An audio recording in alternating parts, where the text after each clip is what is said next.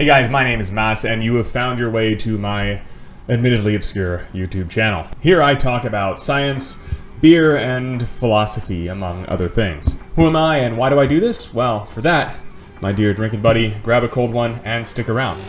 Cheers.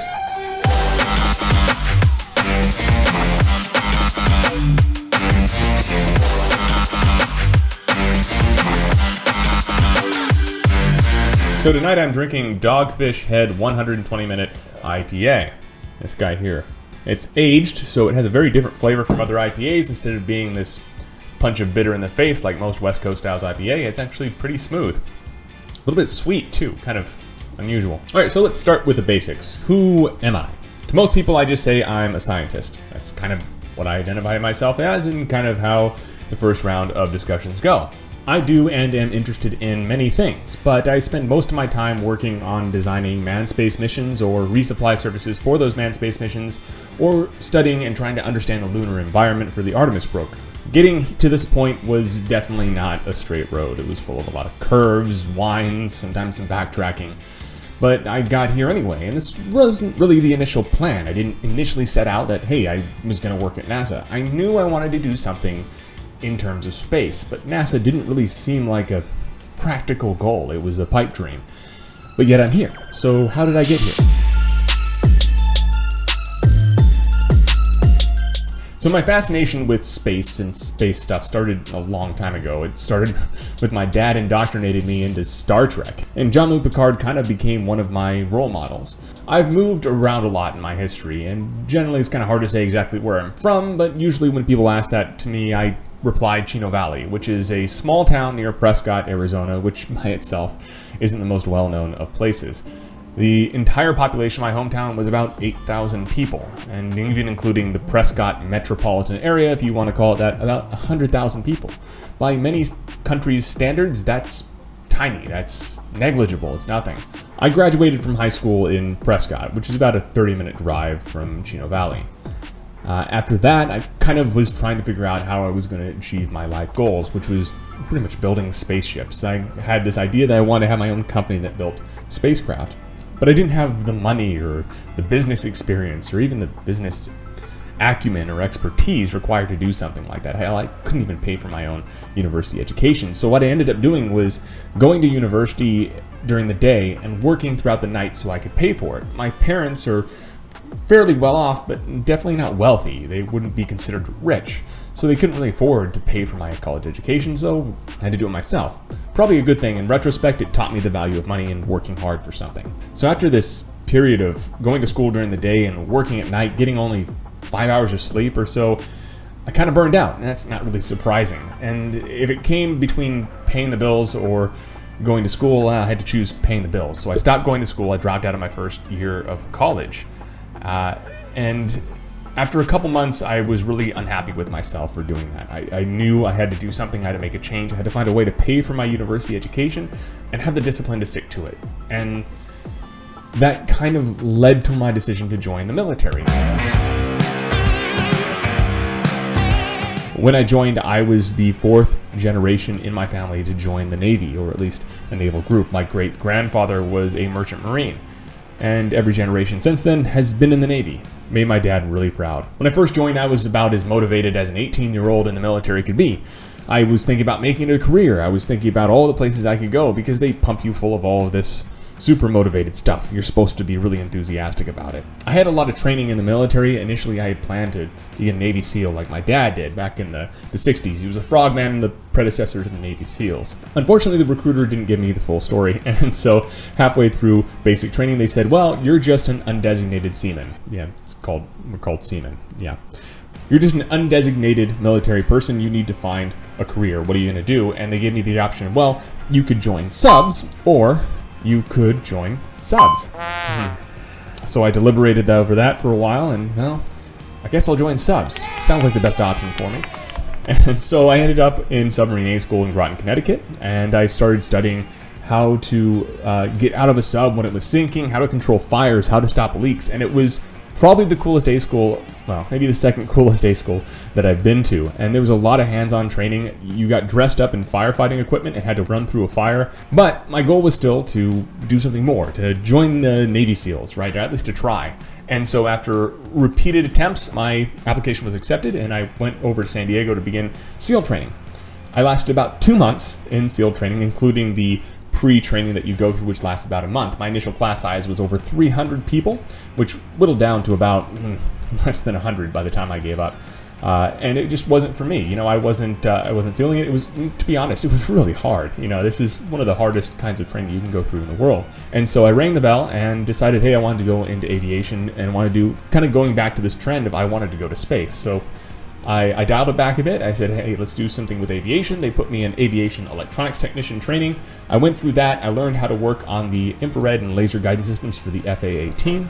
But after a while, my enthusiasm for the Navy in general kind of waned. I mean, all of this training was really cool and I was learning, and that's really where I'm in my element, where I'm learning something. But once it started to go with the daily routine, although I was happy with the work itself, the Navy didn't really have enough to offer me as far as intellectual stimulation. You know, I wanted to do more. I wanted to ask questions. I wanted to innovate. I wanted to think and try new things. And the Navy is kind of rigid. You do it their way or that's it. And I think that's what really led to my decision that I don't want to stick with the Navy. I want to go back to university. I want to focus back on my childhood dream of doing space stuff, whatever that stuff may turn out to be.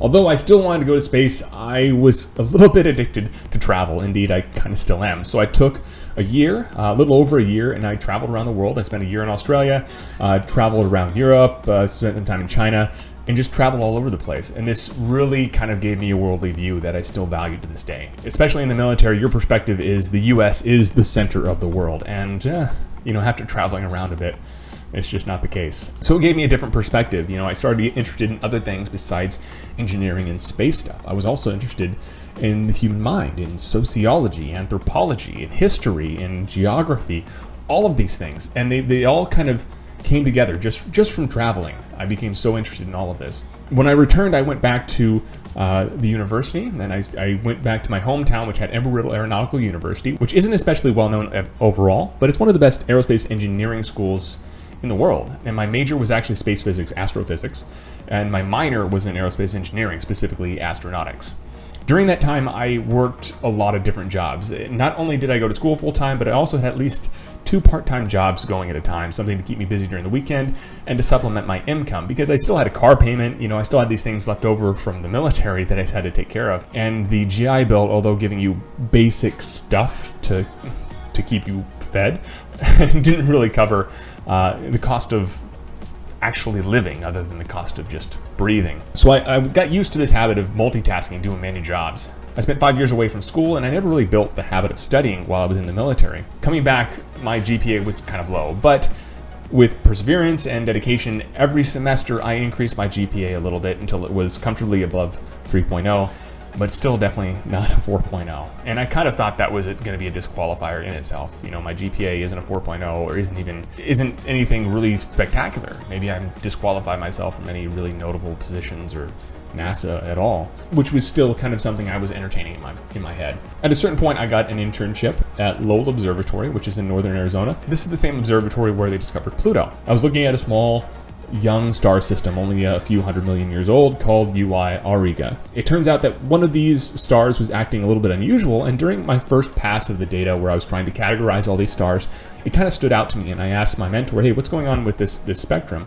And she had me look at that star a little bit more, and it turns out that maybe there's a third star in the system that we didn't account for, or maybe a small binary component in the secondary component of the star system. I spent my time there looking at that and eventually published, and that was my first publication. My mentor seemed to think highly of my work, so she left me letters of recommendation, which helped me get the next internship, which is actually my final semester of school for my undergraduate degree. And I ended up working at JPL, the Jet Propulsion Laboratory, part of NASA, where I worked with kind of a little bit of a legend in the field of planetary science, and we looked at the hotspots in Jupiter's northern equatorial band, which is where one of the probes from the Galileo mission descended into. thinking that it would be kind of a really interesting place to go, and it turned out to be kind of a little bit of a desert, metaphorically speaking. But there's still very interesting features to study. So during my time there, I studied one of those and ended up rolling some of my work into a publication later on. And in addition to that, I traveled to China to present some of the work I did at Embry-Riddle. So there's all these things that are kind of going on at the same time. And of course, like I said, I had built up this habit of just always working, doing a lot of things. During my short trip to China, I met someone who owned a small defense contractor here in the States, in southern Arizona. He gave me a job down there called PM&AM research. And there are things to be said about small defense contractors. One is that you get to wear many hats. Since there's not a lot of people, you get to get your hands dirty in a lot of things, both physically and metaphorically. I worked in optics, hypersonics, electrical discharges, all kinds of stuff there that I wouldn't have otherwise had experience to if I specialized in something right off the bat. And I think that kind of contributed to my resume and built up a lot of these skills that I still use to this day. That being said, there isn't a lot of room for growth or advancement in small companies because, well, they're small. You know, you don't have this dynamic corporate environment where you can kind of climb the ladder. So after a while, I kind of grew frustrated again. You know, I wasn't pursuing this spacecraft dream. The defense contractor didn't make spacecraft. They had nothing to do with space. I was driven to kind of pursue something else. And so I applied to the graduate program at the University of Arizona, which was in the same town, and casually dropped an application at NASA thinking there was not a chance that I was actually going to get this internship at NASA, which transitioned into a permanent position. Well, I was wrong. I was very wrong. Although I didn't get the position I applied for, I soon got 2 calls from NASA for 2 different positions, both at Kennedy Space Center. And if you believe it, I kind of thought I was going to turn it down at first.